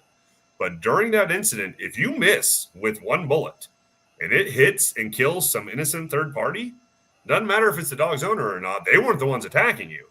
So you had no right to shoot that person. Now, granted, it was an accident, but it's no different. And for why we don't cover the bank robbers that go into banks, kill the teller and rob the till, or people that are killing the night clerk at 7-Eleven and robbing the till. We don't cover people when they're, you know, committing an intentional act. And it's got to be definitive proof of you acting in a criminal manner for that to happen. You know, people love to say, like, you know, oh, well, I mean, shooting someone's a crime. So if you don't cover crime, it's like, no, we cover self-defense incidents. We cover everything that's justified. Definitive proof is like the CCTV footage that you walked into 7-Eleven, shot the clerk in the head, and robbed the till. Like, no, we're not paying all of your attorney fees for that trial. And so it's the same thing if you miss with one bullet and hit an innocent person. We'll cover everything for the criminal that you shot.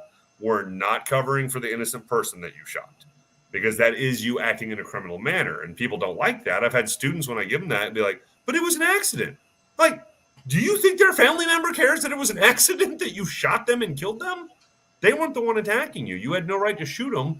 And newsflash for you, and this is why you need to train. This is why you need to practice and continue to do it, because you are responsible for every bullet you shoot. Mm-hmm. So that bullet that missed and hit the innocent person, you're getting charged. You're getting convicted. Now, you probably won't be convicted of first-degree murder. You'll be convicted of manslaughter at the very least. And then you're losing the civil suits that are coming afterwards, too. Yeah. So yeah, we'll cover where you defended yourself, where you had the right to defend yourself from that dog. But if you miss with a bullet, it ricochets off the sidewalk, it hits the, you know, person, the owner that wasn't attacking you, or some, you know, just kid riding by on their bike. Yeah, no, we're not paying your attorney fees for that. Okay. If we covered criminals, every criminal would have it. Now, if that dog owner tries to sue you for pain and suffering, would you guys cover that? Okay, if they're trying to sue you just because of you using deadly force on the dog, but Yeah. Okay, we're not talking about that you shot the owner. Right. Yeah. So we've got your civil trials covered for that too. That's still a result of this self-defense incident. Okay, we got you. Next question, Ariana. All right. So there was one about bail. Yes, we covered bail. We talked about that earlier. Yeah. And then asking if we handle civil suit. Yeah, we have uncapped for criminal and civil, and no matter what plan. So that's why we try to package it to where a basic plan, you still get the best coverage, and it's still pretty cheap. It's like $9.95 with EP's discount. But we try to keep that cheap, but you still get really, really, really good protection. And then you still have your other plan options where you can get bail and then a whole bunch of other really good benefits. And then let's see. One of the viewers was asking if their cane is covered. Of course, It's covered. Like you said, any legal weapon, my favorite to use is the cast iron skillet or bat. My mom always keeps like a bat in the corner of every room of the house just in case. She just says she likes to go play softball or baseball or whatever. But, it's really we know what the purpose is for. But those cast iron skillets can do some damage, and you'll be covered with your cane or whatever legal weapon it is. And I like this one that Hazman just asked. Is it recent? Yeah, it just came through. Yeah, will this insurance cover me if I shoot someone in home defense while having alcohol in my system? Oh yeah, they did ask that one a little earlier as well. That is a good question. Yeah, and absolutely. You sitting in your house and having a beer or having a glass of bourbon or whatever does not negate the fact that you had the right to defend yourself and use deadly force against a home invader coming in trying to harm you and your family. Yeah. And I mean, it also does vary from state to state with their laws on having alcohol in your system when you're out in public and carrying. But it does not negate the fact that you had the right to defend yourself.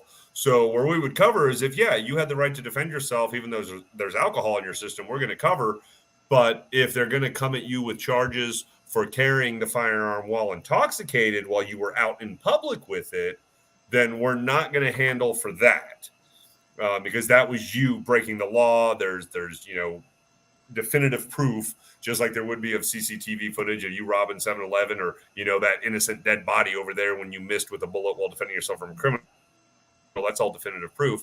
You having a blood alcohol concentration of whatever it is when they do the blood draw, definitive proof that you were violating your state's law, if your state has that law of that you can't have any alcohol in your system while carrying a gun in public. On the flip side, I was out in West Virginia not too long ago, and in West Virginia, they don't care how much alcohol is in your system if you're carrying a gun in public. It comes down to, did you have the right to use deadly force or not? So there's not even a state law there that says you can't, because you can carry in bars there. You can be hammered and be carrying a gun walking down the street. But if you do something stupid and illegal that you're not supposed to, then obviously, we're not going to cover. But if you're sitting at home having some beers and someone breaks in, you defend yourself. We got you covered. Yeah. And then there's also some questions on if you're charged with a crime, you might not be represented. So if you're going through trial and then something happens, you end up getting charged with a crime, but you're still defending yourself legally, then they're saying like some either us or other companies might not defend you, or you might have to drop your coverage, or they might make you pay back all those attorney fees. It's definitely, like Ariana said earlier, definitely good for you to read the contracts with the companies, if you can even find the other companies' contracts. We literally publish ours. It's on our homepage. It's the literal contract. It just says sample on it, but it's also when you sign up and get our protection, we send you that contract with your name on it. Yep. And so it won't say sample. It'll be that exact contract just with your name on it and the date that you got protected and your protection went into effect. But there's going to be some stuff in there that obviously attorneys, corporate attorneys are going to have in there. And the whole reason for it is for what we already discussed. Not when you're justified, not when it's legitimate self-defense, but for those incidents of you acting in definitive proof of a criminal manner, of killing an innocent person because you missed with a bullet while defending yourself from a criminal, or robbing 7-Eleven and killing the clerk. Again, definitive proof. And so that all is definitive proof of you acting in a criminal manner. You had no right to shoot the innocent person that you shot. You had no right to go rob 7-Eleven. And so that's the only reason that wording is in there. With other companies, they have a way of putting way more wording into their contracts that does give them the ability to get out of having to actually cover you or protect you, even when it's legitimate self-defense. It's something that was covered earlier that, one thing that we do is that we don't do like other companies where after you've called the hotline and then it's like, all right, so we'll get back to you. We'll let you know what's going to happen. That's what other companies do. We'll get back to you. Thanks for the information. Thanks for telling us your incident, and we'll let you know. We don't do that. When you call our emergency hotline, and all the attorneys know this, we instantly go under the impression that our client has acted under the law, good law-abiding citizen, doing nothing wrong, and that is why we don't go and roundtable it and go discuss, are we going to cover them or not? We get involved instantly, and that's why you have an attorney that you're talking to instantly, and that's why the attorney you're talking to is now contacting the closest local attorney in the network. We've got thousands of attorneys all over the country in this network that we've built, and so that attorney you're talking to is contacting the closest local attorney in the network to get them dispatched out to your scene to be able to talk to the police for you right then and there. Yep. And it's why I tell everyone, exercise your 5th and 6th, ask for your attorney, don't say another word. You've got an attorney that's coming to help already. Do you think it goes better if you talk to the police or if the attorney talks to the police? The attorneys know the game. They know the lingo. They know how to play it. Just let them do their job. All you have to do is be quiet. If you talk, you're going to make any attorney's job 10 times harder. Here's where FLP is better than the legal protection that we got through the police union. FLP is immediately going to start representing you.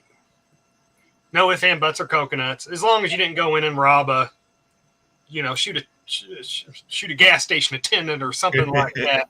You're taking your trash out. Somebody comes to rob you and you shoot them in self-defense. FLP is automatically going to defend you, provide the free attorneys and everything like that. With the police union, yes, one of the legal self-defense, legal defense attorneys does come to the scene, just like FLP attorney does, and coaches you through it. Like shut up, don't talk to the investigator, blah blah blah.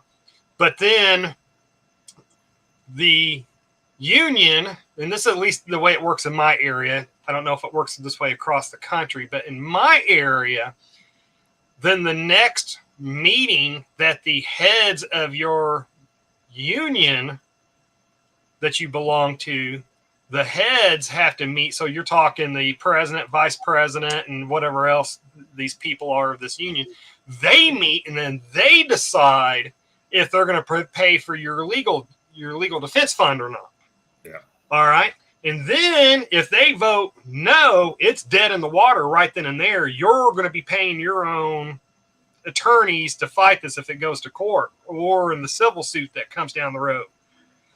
But if they say, yes, we think that, detective ethical preparedness, that was a good self-defense shooting. We think that the legal defense fund should pay for his attorneys should this go to court or civil trial. Then you still have to wait for the monthly meeting where all the cops that belongs to that lodge, then they have to take. So there's 2 votes before I would get it through my police union's legal defense fund. So that's one thing where I think is where FLP is actually even better than other than that. They're pretty identical. Police action shooting control or dispatch. I just got involved in a police action shooting, shots fired, suspect down, start me medics. Yeah. All right. So the attorneys both ways from the police union or FLP would come to that scene, and then there's not going to be any talking done by you till you've had at least 2 nights of sleep. Blah blah blah. So otherwise, everything is identical. FLP's is identical to what we get through the police union, except FLP is a little bit better because as a member with FLP, you don't have to wait for a month for 2 different votes to happen to find out if your attorneys are going to be paid for or not. And unfortunately, that's the way some of the other companies do it. Not as involved and as long as a process as it is with the police unions. But after the call comes in, they'll get their, president, vice presidents, whoever, they'll get their legal team at their corporate office together and decide whether or not to take the case. Whereas, all the attorneys answering the hotline, they're all instructed, we're going to get involved instantly. We're involved right away. If it comes out later, CCTV footage of them killing the 7-Eleven attendant or whatever, then yeah, at that point we're done. But one big thing with us versus the other companies is with us, there's no reimbursement program with our protection. So with our uncapped attorney fees, it is what it is. We pay the attorneys directly. So our members, they only ever pay for their monthly or annual protection plan, and that's what they pay. That's it. Whereas with the other companies, if you're found guilty or take a plea deal, you have to pay them back the attorney fees. Yeah. And they're coming for those attorney fees. If they need to put a lien on your house, they're getting those attorney fees back. With us, there is no reimbursement. You don't have to reimburse us anything, even in the case of you going into 7-Eleven and killing the attendant. The attorney fees we've already paid for the attorney that you've talked to on the 24/7 hotline, and then the attorney that they're dispatching out. We've already spent money on attorneys for this. And then we see the CCTV footage of you went into 7-Eleven and killed the attendant. We're done with you. We're not paying your attorney fees for your upcoming trial, but we're also not coming after you for the attorney fees that we've already paid. And so with us, it doesn't matter with our clients. Obviously, we prefer no billed by a grand jury or not guilty. But with our clients, it doesn't matter if you're found not guilty, or you take a plea deal. You never have to pay us the attorney fees. The other companies come after you for those attorney fees if you're found guilty or if you take a plea deal. And honestly, they try to get it to get pled out because a plea deal for a lot of people, it is a win.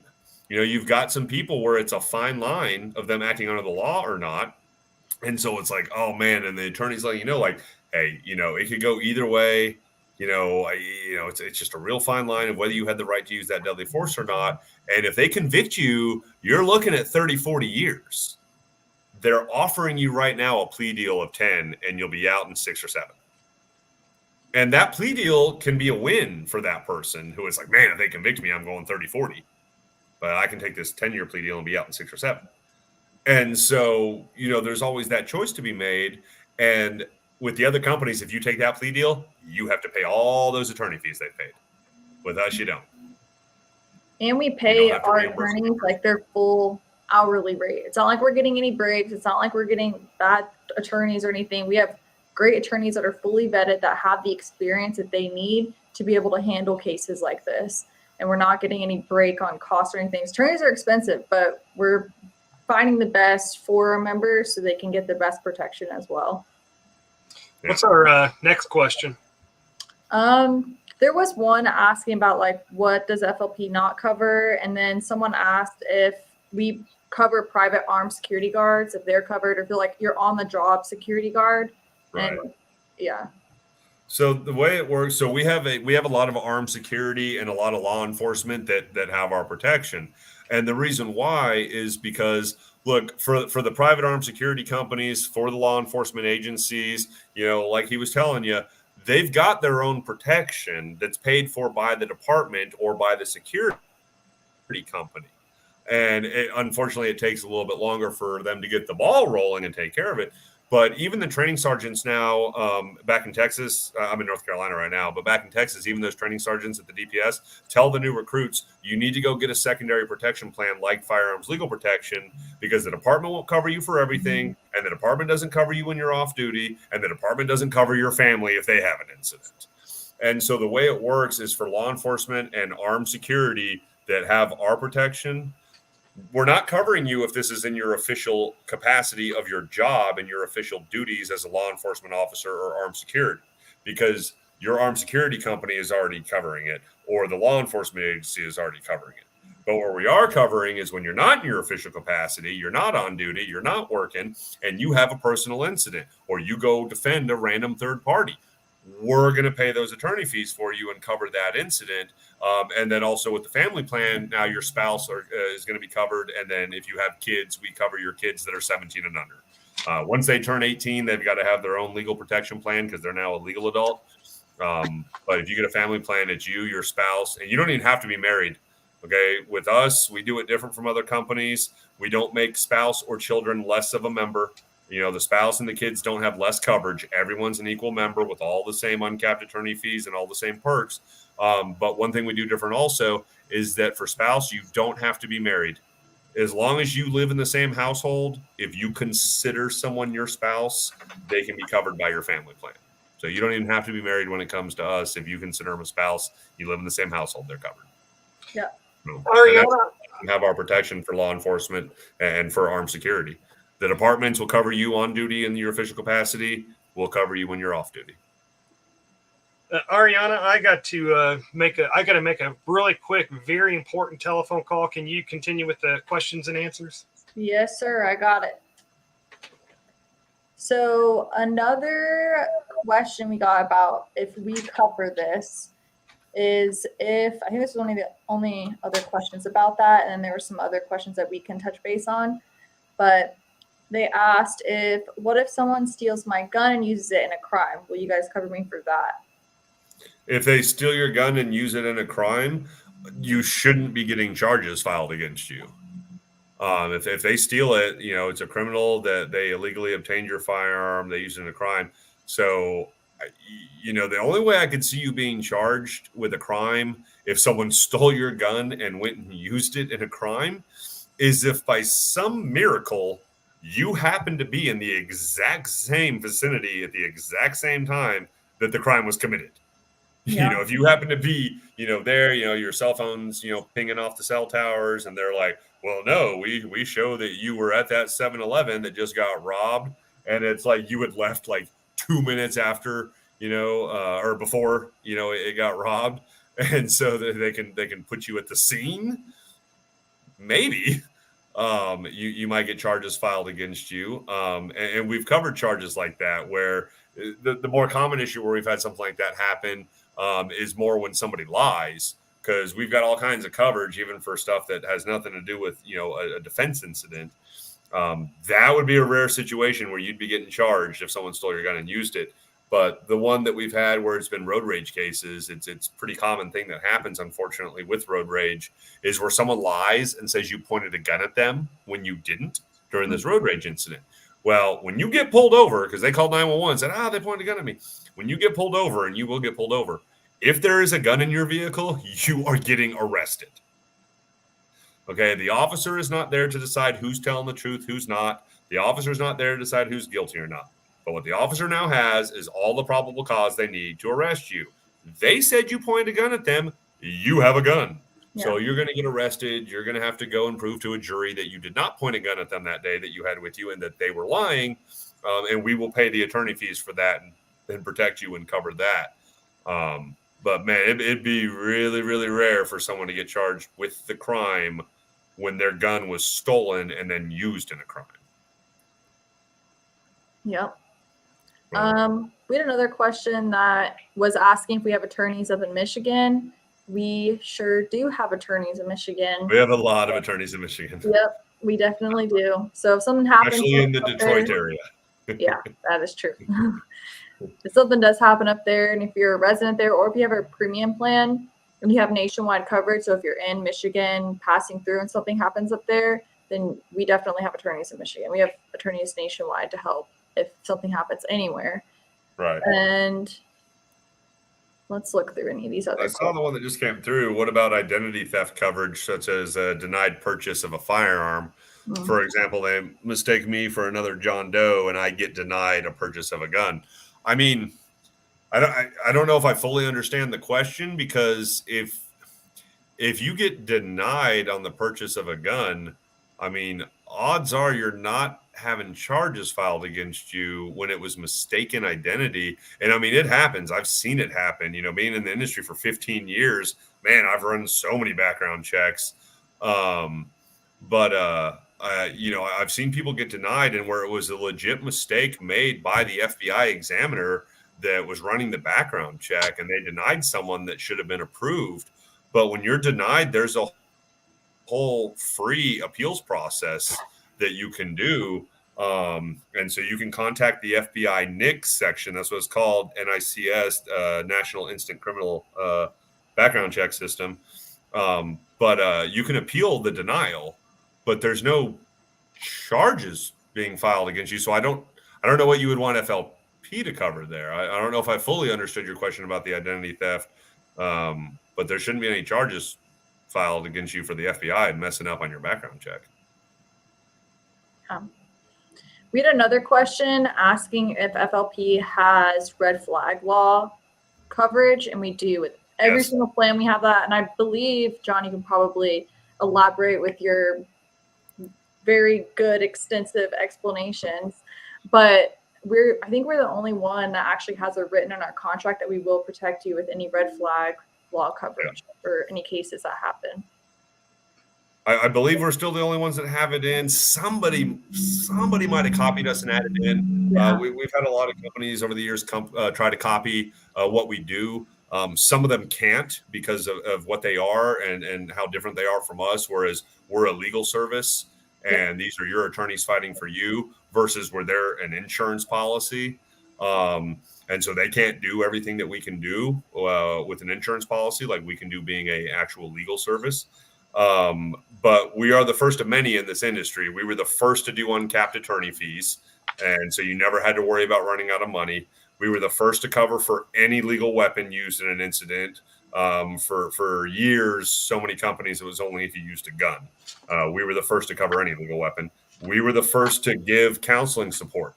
So we'll pay for counseling support after all this is said and done. If you've got some major issues you need to go work out, this is a very, very traumatic experience when you go through it. Mm-hmm. So if you've got issues, we pay for the counseling with a professional so you can get over that. And we were the first to do red flag law coverage.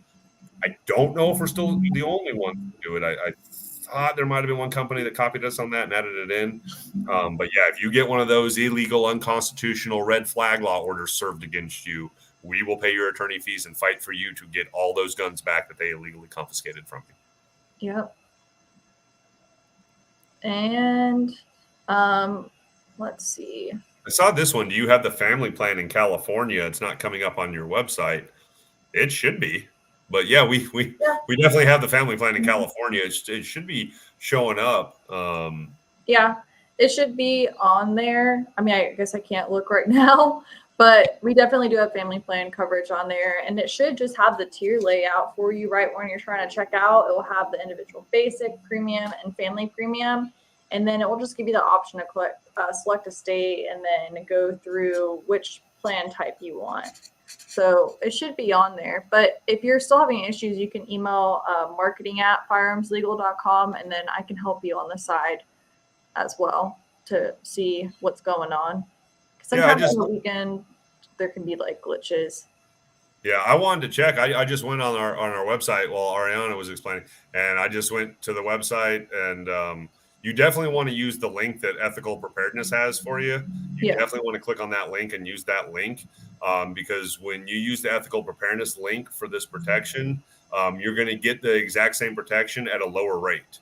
Exactly. So when you use that link through Ethical Preparedness to get our protection, you get it for a lower rate and you get a lifetime price lock. So if you just go on our website and sign up for the protection, you're still going to have the best protection out there, but you're going to pay more for the exact same protection.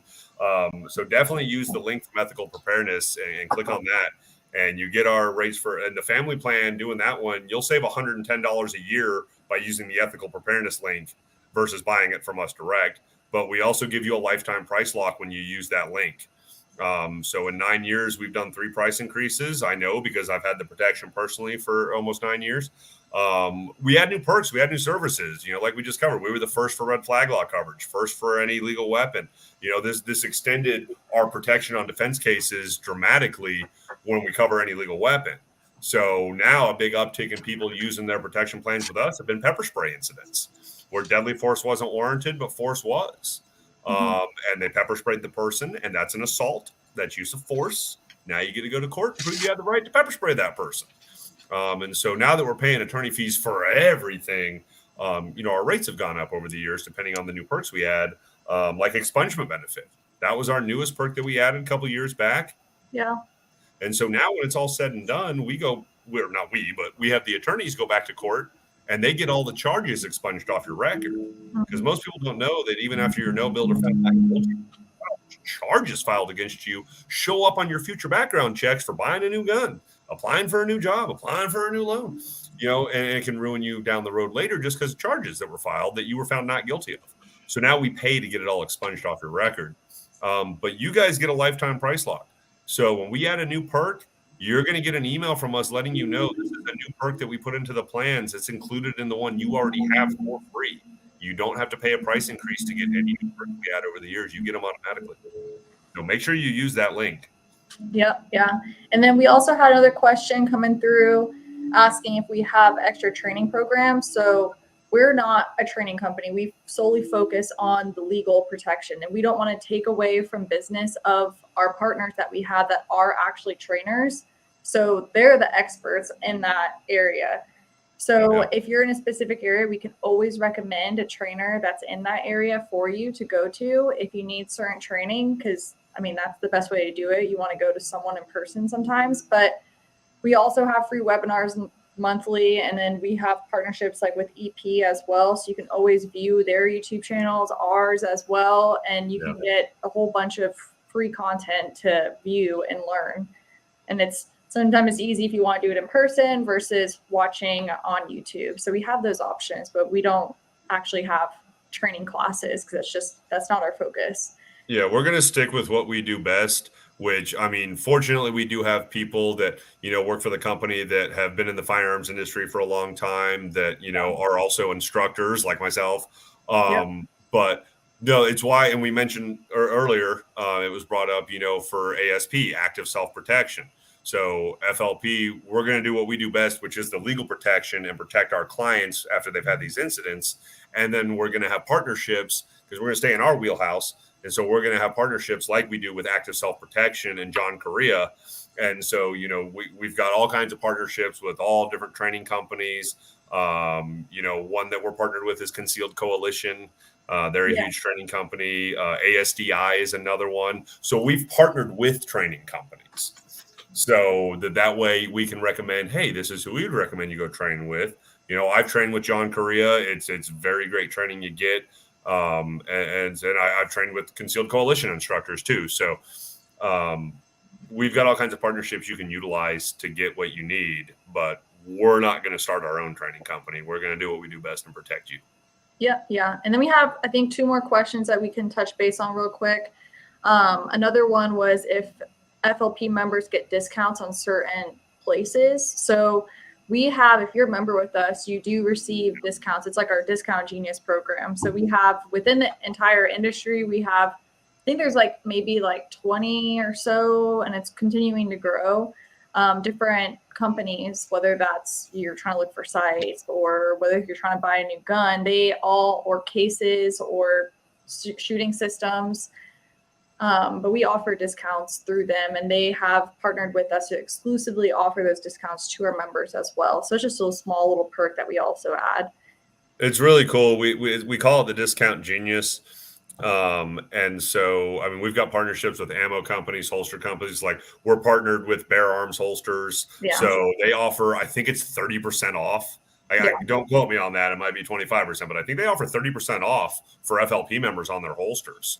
We're partnered with GPS range bags. So they're in the Discount Genius. Cold Steel knives. We have partnerships with all kinds of really cool companies, solvent and oil companies, cleaning supply companies. So if there's ever something that you're wanting to buy, you might want to make sure before you buy it that's, in the firearms industry wheelhouse, even, knives and everything, that you go check out the Discount Genius program and see if it's with a company that we're partnered with, because they give amazing discounts to our members, anywhere from usually 15 to 30% off. I think the most I've seen is maybe 40% off. Yeah. 100% off. There's some huge discounts to be had. And one other thing that we give you too, I use it all the time because I travel all the time. But any plan that you get, it's going to be kind of hard to see it, I think, with the glare of the light. But you get this, that didn't work out too well for my face, but you can see it better now. We give you a mobile app. It's called the FLP app. So my FLP.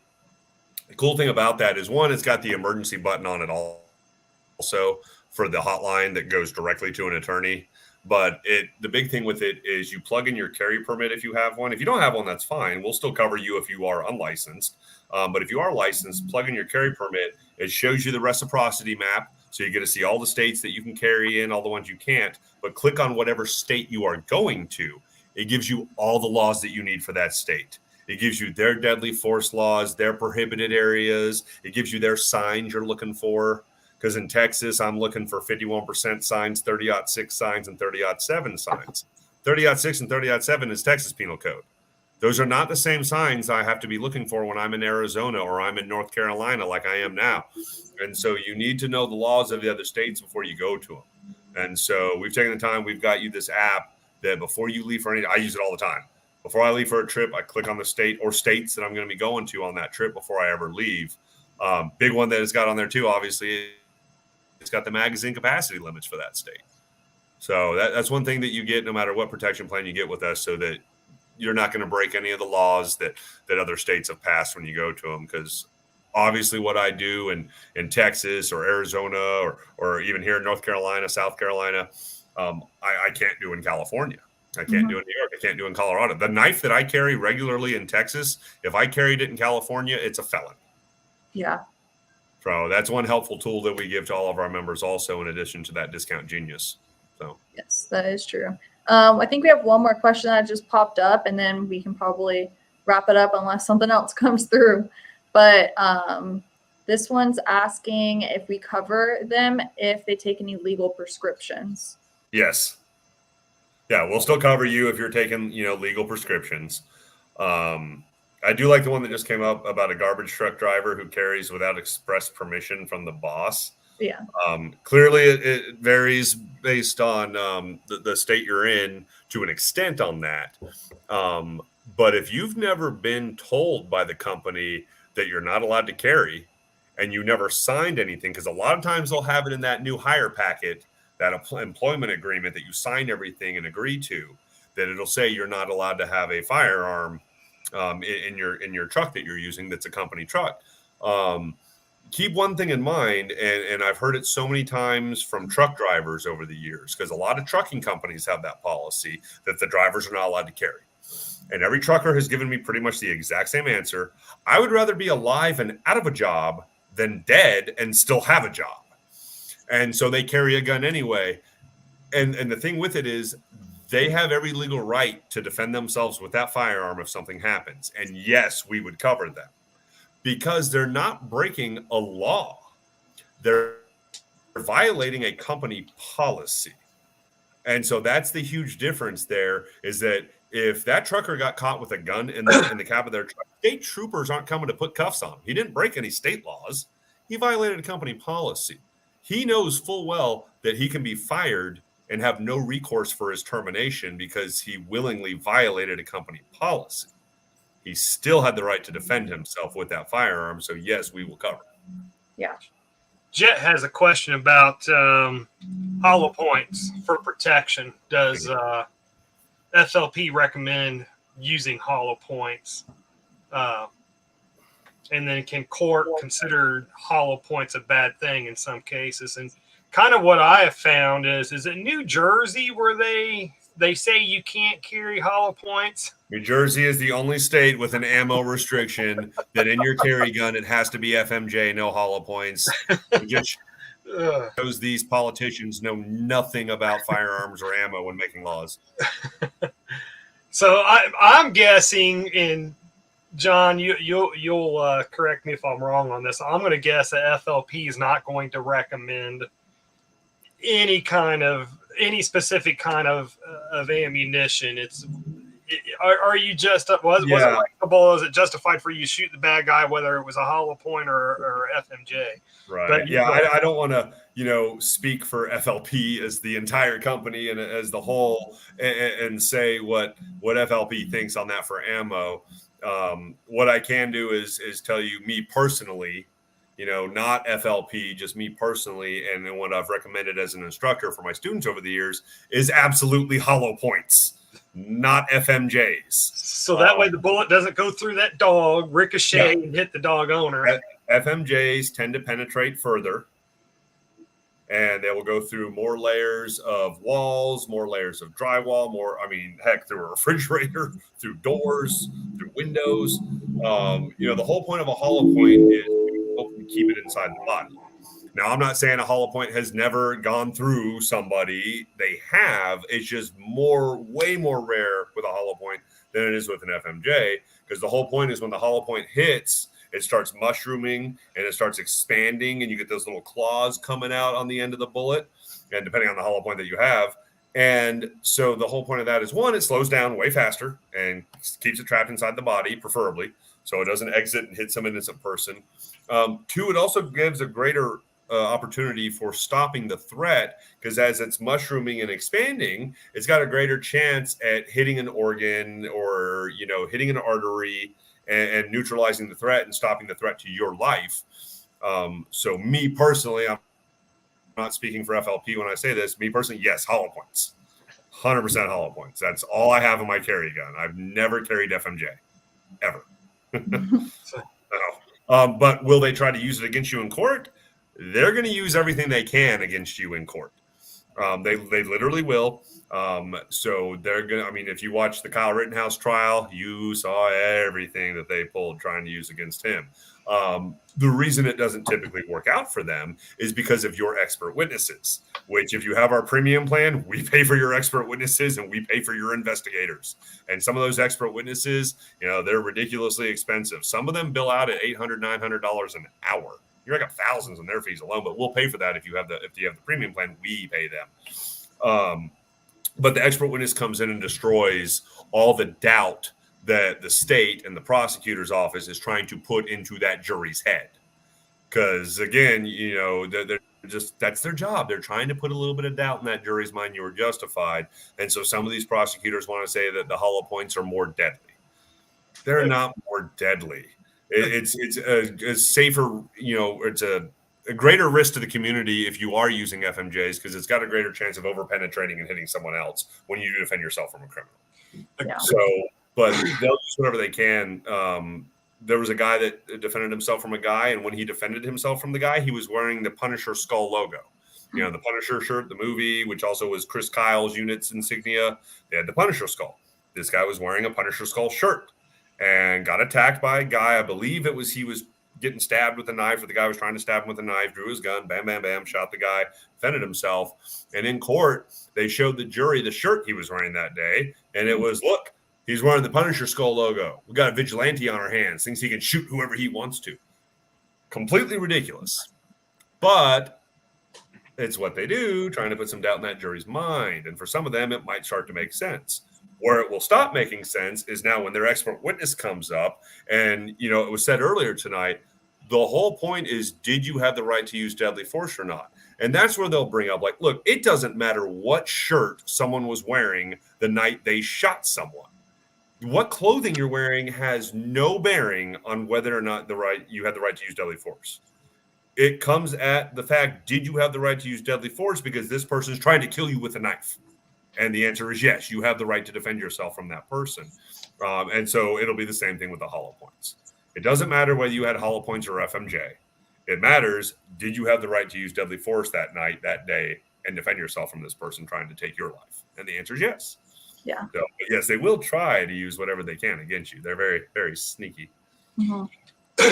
And if I use a gun, and so Hazman the Great had another question. If I use my firearm, in this case, a $3,000 firearm to shoot a criminal, would FLP replace that $3,000 gun, or they just, what does FLP do? So we do have a firearm reimbursement coverage in our premium plans for our members.